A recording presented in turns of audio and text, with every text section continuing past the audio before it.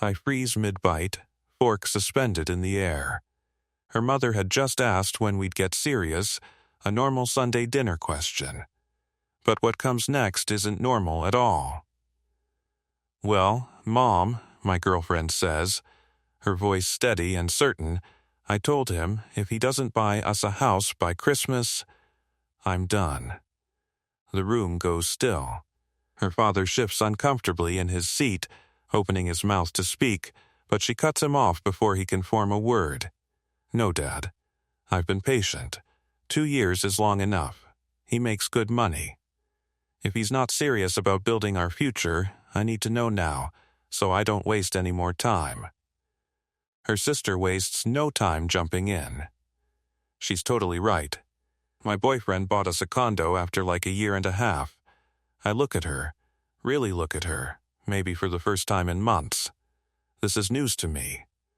She rolls her eyes so hard I'm surprised they don't detach. Oh, come on. I've been dropping hints forever. The Pinterest boards? All those Zillow links I send you? The conversations about neighborhoods? She pauses, her voice rising with frustration. Those were hints about an ultimatum. Don't act stupid. It's obvious what I want, what any woman wants at this point. Security. Commitment. A house. Every face in the room turns toward me, waiting. I set my fork down carefully, meeting her eyes without blinking. Okay, challenge accepted. Her entire face lights up like Christmas morning. She squeals, lunges across the table to hug me. Her mom's eyes water with emotion. Her sister's already got her phone out, fingers flying across Zillow listings right there at the dinner table. I smile, I nod, I let them dream, and I don't say another word. What they don't know is this: I've been house hunting for months. Not for us, for me. I'd even thought about proposing next year, imagined the moment, the ring, the life we might build. But this ultimatum, delivered like a verdict in front of her entire family, designed to corner me and paint me as the villain for not reading her mind, that just killed whatever future we might have had. The next morning I call my realtor. She's been on speed dial for weeks. "Hey, that 3-bedroom ranch we looked at last month. Still available?" It is. Nice place. Needs some cosmetic work, but the bones are solid. 20 minutes from work. Well within my budget with the down payment I've been building. I want to move fast, I tell her. And I need something specific on the paperwork. We close in just over 2 weeks, right before Christmas. Here's the thing, though. The house isn't in my name. It's 100% in my mom's name. Legally, completely, entirely hers. I gave her the down payment as a gift, properly documented, lawyer approved, the whole thing. She took out the mortgage with me as co-signer. On paper, she owns it. I'm her tenant. Why? Because my girlfriend made it crystal clear she believed my money was her money. But here's the funny part. She never once offered to contribute to a down payment, never mentioned helping with closing costs, never suggested we save together. She just expected me to buy us a house she'd automatically have equity in. When I explain it to my mom, she understands immediately. She wants you to buy her a house. Basically, yeah. I didn't raise you to be someone's ATM. I know, Ma. A week before Christmas, I'm fully moved into the new place. My girlfriend still thinks I'm dragging my feet, still dealing with paperwork and scheduling tours. She's been texting me listings every single day, each one more expensive than the last. 3 days before Christmas, she texts, "Babe, when are we seeing places? Christmas is literally in 2 days." I type back, "Actually bought a house. Moving in. You should come see it." Her reply is instant, "OMG, ARE, you serious?" I send the address. Tell her to come by around 200. She shows up at 1:30, in a U-Haul. A full-size U-Haul truck packed with boxes. She'd already packed her entire life and rented a moving truck before ever seeing the house. I open the door. She tries to brush past me, arms wrapped around a box labeled kitchen, fragile. Whoa. What are you doing? Moving in? Duh. She glances around, her eyes lighting up. Oh my God, this place is so cute. Are these original hardwood floors? Yeah. But you're not moving in. She laughs, actually laughs like I'm playing some kind of joke. Stop playing. I know you're mad I pushed you, but you'll thank me later. Where's our bedroom? My bedroom's upstairs. Your bedroom is wherever you're currently living. The smile drains from her face like water from a sink. What? This is my house. Well, technically, my mom's house. Right on cue, my mom's car pulls into the driveway. Perfect timing. I'd asked her to show up for exactly this reason. Mom walks up with her purse and a folder of official-looking papers, all business and pleasantries. Oh good, you're here. You must be the girlfriend. My girlfriend's eyes dart between us, confusion turning to panic. Yeah, Wait, what's going on? I'm the homeowner, Mom says cheerfully. My son's renting from me. Are you looking to rent a room too? I'd need to run a credit check and get references. First month, last month, and security deposit. Do you have proof of income? I have never seen someone's face cycle through that many emotions in such a short span of time. This is a joke. Nope, I say calmly. You wanted me to buy a house by Christmas. I did. Never said your name would be on it. But you bought it for us. Did I, though? Because what I remember is you giving me an ultimatum at your parents' house. I never heard you say, let's buy a house together. Or, I've been saving for a down payment. Nothing about partnership, just demands. Mom can't help herself. If you want to apply as a tenant, sweetheart, I'm happy to discuss terms. Credit checks, $45, non-refundable. Monthly rent would be around $800 plus utilities split. Are you psycho? She's yelling now, full volume. I'm not paying rent to live with my boyfriend. Then I guess you're not living here.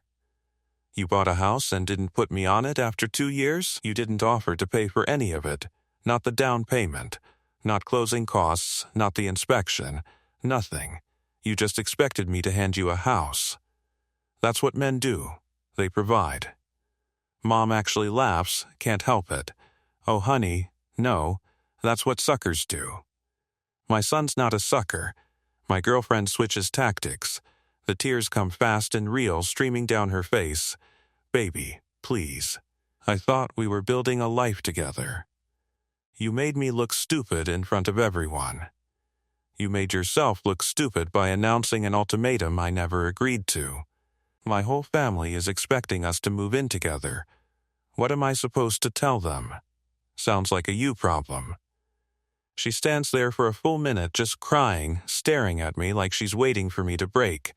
Then she grabs her phone, her hands shaking. Fine, fine. You want to be like this? We're done. Completely done. All right. That makes her even angrier. That's it? That's all you have to say? Just all right? What do you want me to say? You just broke up with me. She storms back to the U-Haul, climbs in, slams the door. She can barely drive the thing, nearly takes out my mailbox on the way out. Mom and I stand there, watching her taillights disappear down the street. She'll be back, Mom says. Oh, I know. You actually want me to be the landlord? Might as well make it official. Mom moves some mail to the address, updates her license, makes it all legal. On paper, she rents me the place for $1 a month. The lawyer confirms it's all above board. 2 hours later, my phone explodes. The fallout starts immediately. Her mom calls first. I let it go to voicemail. 8 minutes. 8 full minutes of how dare I humiliate her daughter, how she's so upset she threw up, how they trusted me with their daughter's future, how this is financial abuse, how her father wants to talk. Then her sister calls. Then her dad. Then her college roommate. Then people from her work I barely even know. I answer none of them. My ex texts 23 times that first night alone. The progression is almost predictable. It starts angry, "You're such a liar. I wasted 2 years. You knew what I wanted." Then it turns sad, "Please, can we just talk? I didn't mean it. Come over, let's work this out."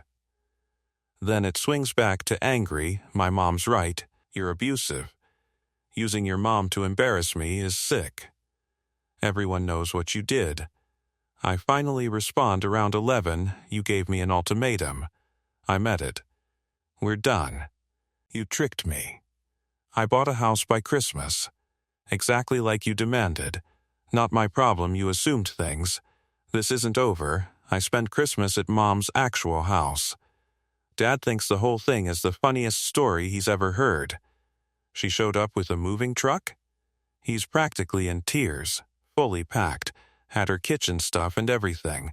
Did she really think you'd just let her move in? Apparently that's exactly what she thought. Mom's more serious, though. Her mother called me. "Oh yeah?" Told me I raised a son who plays games with women's hearts and that I should be ashamed. What'd you say? I told her I'm very proud of raising a man who doesn't get walked over like a doormat. How'd she take that? Called me a few choice words and hung up. The day after Christmas, I blocked my ex on everything. The messages wouldn't stop otherwise. Then, a few days later, things escalate. The doorbell rings at 9 in the morning. I look through the window. My ex, her mom, and her dad, all standing on my porch. I open the door with the chain still on. "Yeah?" Her dad speaks first, trying to sound calm and reasonable. "Son, we need to discuss this situation like adults, not your son. And there's nothing to discuss." My ex pushes forward, her voice trembling. "Baby, please. I brought my parents so we could talk about this rationally. There's nothing rational to talk about. Her mom's not having it. She invested 2 years in this relationship. You owe her something for that time. I don't owe anybody anything. She gave an ultimatum. We broke up. Pretty standard. You lied to her. I bought a house by Christmas. That's what she demanded. Never specified whose name would be on the deed." Her dad tries the calm approach again. "Look, maybe there was miscommunication, but you made a commitment to this relationship." I made 0 commitments. She made demands at a dinner table, and I said, "Challenge accepted." That's not a commitment. My ex is full-on crying now, mascara streaking her cheeks. "Please. Everyone thinks I'm an idiot. You have to let me save face here. Not my responsibility." Her mom's face goes red, fury radiating off her in waves. "You will regret this. We're going to make sure everyone knows what kind of man you really are." Cool. Tell them I'm the kind of man who doesn't buy houses for girlfriends who contribute nothing. I'm fine with that. Her dad steps closer, his jaw tight. "Now, son, not your son. Get off my property before I call the cops." They leave. But not before her mom shouts over her shoulder, "You'll never find another woman like her." That's literally the goal. I call back. I close the door, make coffee, check my phone. The social media campaign has already started. Her sister posts, "Imagine dating someone for 2 years just to realize they've been planning to betray you the whole time." Praying for my sister. Her roommate chimes in, "Some people really show their colors when money is involved. Ladies, know your worth." Her mom writes a whole novel about men who use money to control women. She doesn't name me. But everyone knows. Here's the thing, though. I'd been smart. I'd saved screenshots of everything. Her demands. Her Pinterest boards full of $500,000 houses. Her Zillow searches filtered for 400,000 and up. Text messages where she literally wrote, "I deserve a nice house. You can afford it." I post them with one caption, "When she demands you buy a house by Christmas, but never offers to contribute a single dollar to the down payment, closing costs, or mortgage. Here's what partnership looks like to some people. The comments flip fast. Her friends go quiet. My friends who'd been concerned start commenting things like, "Wait, she expected you to just give her a house?" And bro, you dodged a bullet. Then, a couple days later, I get a call from her dad. His tone is completely different this time. "Look, I talked to her mom. We didn't know about all of that. The demands, the Pinterest stuff, that's not how we raised her. Okay, I'm not saying you handled it perfectly, but she shouldn't have cornered you like that at dinner. Appreciate you saying that. Is there any chance you two could work this out? She's really struggling." No. She wants to apologize. Still no. Why not? Because she's not sorry she did it. She's sorry it didn't work. Big difference.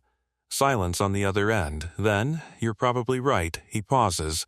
"I apologize for showing up at your door. Accepted. Tell her to stop contacting me. I will." Another pause. "And you dodged something here. Just saying." He hangs up. It feels good to hear that from her own father. But obviously, it isn't over. A few days into the new year, I'm having some friends over. Nothing crazy, just pizza and games. Around 10, someone's pounding on my door. My buddy glances over. "You order more pizza?" "Nope." I look through the window. My ex, drunk, with her sister and two girls I don't recognize. I open the door. "Leave. Now." "No." She actually shoves me and stumbles inside. Her sister and friends follow before I can stop them. "This is my house." She slurs, swaying on her feet. "You stole it from me." "It's mine." My friends just freeze. One of them, smart guy, pulls out his phone and starts recording. "This isn't your house. It was never your house. Leave, or I'm calling the cops." Her sister gets in my face. "She has every right to be here. You promised her this house. I promised nothing. Get out." One of the friends, younger, blonde, has her phone out too. "This is going on TikTok. Everyone's going to see what a manipulative jerk you are." "Great. Film this part too. You're all trespassing. You've got 30 seconds before I call 911. My ex stumbles toward the stairs. "Where's the bedroom? I want to see what pathetic life you're living without me." My buddy steps in her way. "Lady, you need to leave. Right now. Don't touch me." She screams, "He's assaulting me." She screams it so loud I know my neighbors heard. I don't wait. I dial 911 right there. I've got 4 drunk people who force their way into my home and won't leave. One's threatening to make false assault claims. Cops show up in under 10 minutes. By then, my ex is ugly crying on my couch, getting makeup all over the cushions, while her friends try explaining that I manipulated her and she's just taking back what's rightfully hers. The older cop looks exhausted. "Ma'am, whose name is on this property?" "My mom's," I say. "I can pull up county records right now. This woman have any legal claim to be here?" "Zero. Did you invite her in?" "Nope. She forced past me. Got it on video." My friend holds up his phone. "Whole thing's recorded, officer." The cop turns to my ex. "Time to go. All of you." Her sister tries to argue, but he lied to her. He bought a house and manipulated, not a crime. Trespassing is. "Let's move." As they're being escorted out, my ex screams, "I loved you," about 10 times. The blonde friend promises her TikTok will destroy me. After the cops leave, one of my friends says, "Dude, that was insane." "Yeah." "You good?" "Honestly?" "Yeah, I'm good. We try going back to games, but I can't focus. I check social media. The friend already posted a TikTok, edited to make me look aggressive. Comments are split between calling them crazy and calling me controlling. The next morning, I file for a restraining order. Police report, screenshots of all the messages, the social media posts, everything. Meanwhile, her mom starts calling my workplace. I work remote mostly, but we have a physical office. She calls asking for me, tells the receptionist she's following up on a harassment complaint. My boss calls me. Got a weird call about you harassing someone. What's up? I explain the whole situation. He actually laughs. So your ex is mad you didn't buy her a house? Pretty much. And she's calling here now? Guess so. Want me to handle it if she calls again? Yeah. She calls twice more before my boss finally gets on and tells her any more calls will involve their legal department. Then her sister gets creative. Posts in every local group on social media, scam warning, local landlord mom's name, taking advantage of vulnerable tenants, charging crazy rent for substandard housing. Avoid at all costs. My mom calls. You see this? Handling it now. I message the admins with proof my mom owns one property with one tenant, and the posts are straight defamation. They remove everything and ban the sister. Her college roommate posts this long thing on Instagram about financial abuse and men who weaponize money. Someone comments, but didn't she demand he buy a house? Roommate replies, women deserve security. If a man loves you, he invests in your future. Different person, did she offer to invest anything? Roommate, that's not the point. Men should provide. It devolves into arguments. I stay out of it. Then my ex files a lawsuit. Legit sues me. Small claims court. Her claim, plaintiff invested time, emotional labor, and financial resources into relationship with defendant under reasonable expectation of shared home ownership. Defendant's deception caused severe emotional distress and financial damages. She's suing me for $15,000. I get a lawyer.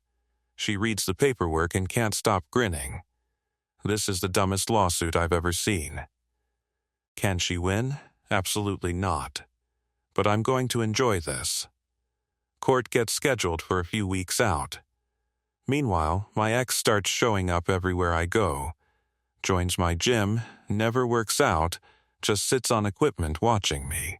Starts shopping at my grocery store, following me down aisles, shows up at my coffee shop every morning. I add it all to the restraining order request. The judge grants a temporary one right away based on the stalking plus the break-in. When she gets served, her mom calls from a blocked number. You're suing her now? I'm not suing anyone. Filed for protection because she's stalking me. She's not stalking. She's just trying to run into you naturally. That's literally the definition of stalking. You've ruined her life. She had to move back home. She's depressed. She's not eating. Not my problem. You owe. I hang up. The restraining order hearing comes first. My ex shows up with her mom, sister, and this lawyer in a suit that probably costs more than my car payment. My lawyer looks like someone's sweet grandma, but apparently has a reputation for being brutal in court. She lays it all out clean. The public ultimatum at family dinner. The 150-plus messages after the breakup. The drunk break-in with witnesses and video. The workplace harassment calls. The stalking at gym, store, coffee shop. The defamatory social media posts. My ex's fancy lawyer tries arguing she was just attempting to reconcile and that I'm overreacting to a woman in distress. The judge, middle-aged guy who looks completely done with life, cuts him off. Counselor, your client broke into his home while intoxicated, sent over 100 unwanted contacts, repeatedly called his workplace, and has been following him to multiple locations. That's not reconciliation. That's textbook stalking. Restraining order granted. Full year. 500 feet minimum distance. No contact, direct or indirect. Her mom starts crying, loud, dramatic wailing. The judge tells her to take it outside. My lawyer leans over as we leave. Civil case is next week. This basically won it for us already. She's right. Civil court the following week. Same expensive lawyer for my ex. He presents her case, 2 years invested. Emotional promises made. Severe distress from my deception. My lawyer stands up, doesn't even look at her notes. Your Honor. Plaintiff gave my client an ultimatum. December dinner, in front of her family, buy a house by Christmas or we're done. He bought a house before Christmas.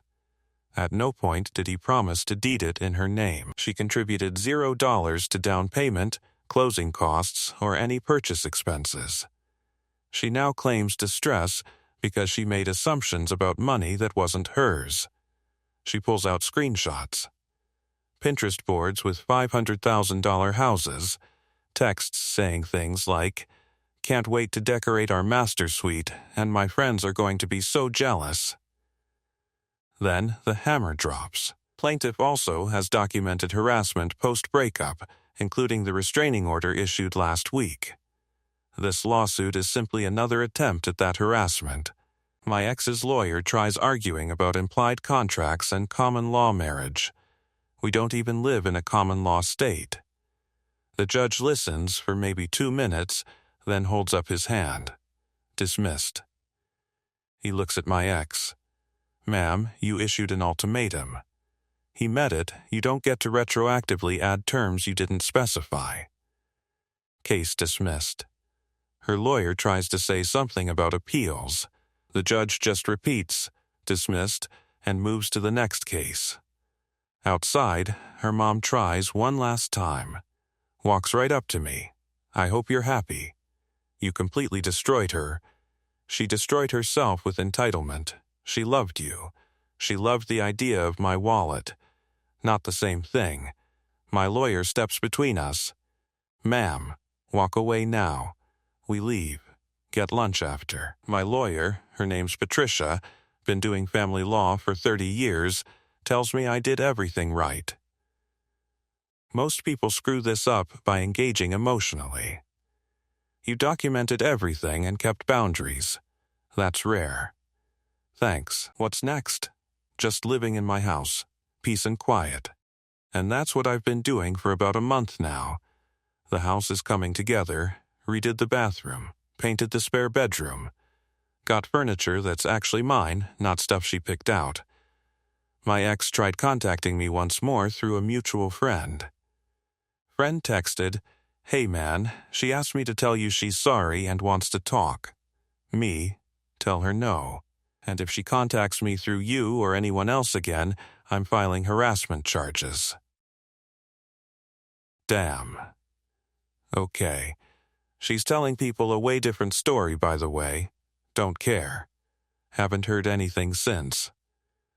Last update from that same friend, he can't help himself. She's still living with her parents, telling everyone I stole her dream home. Her sister's engagement ended. The fiancé apparently overheard her saying she'd never contribute financially to a house and noped out. Her mom got kicked out of their church group for constantly complaining about me. And she's not dating, because she's not over me.